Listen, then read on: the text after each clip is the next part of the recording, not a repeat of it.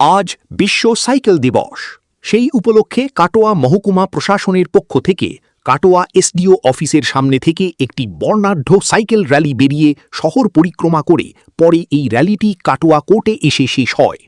এই র্যালিতে ছিলেন এলাকার বিধায়ক কৃষ্ণ ঘোষ, মহকুমা শাসক অনির্বাণ বসু, কাটোয়ার এসডিপিও কাশীনাথ মিস্ত্রি ও এলাকার বিশিষ্ট ব্যক্তিরা।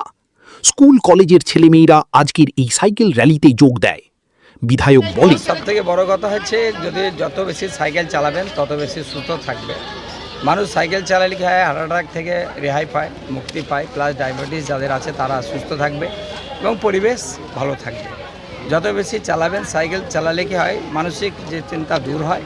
সাইকেল চালালে যে একসাথে যদি আপনারা সাইকেল চালান, সমাজের একটা ঐক্য সৃষ্টি হয়। থেকে সাশ্রয় এটা বড় নয়, বড় এটা সাশ্রয় তো হবেই। সবথেকে বড় হচ্ছে গাড়ির ধোঁয়া থেকে পরিবেশ নষ্ট হয়। তার থেকে বড় যদি আমরা সাইকেল চালাই তাহলে পরিবেশ আমাদের ভালো থাকবে, এমনকি আমরা সুস্থ থাকবো, আমাদের সমাজ সুস্থ থাকবে, পরিবেশ সুস্থ থাকবে। তাই সাইকেল যত বেশি আমরা ব্যবহার করব তত বেশি আমরা ভালো থাকবো। হচ্ছেটা কি আপনাদের কথা তুলে ধরবো আমরা, খবরের গভীরে, খবরের মাঝে।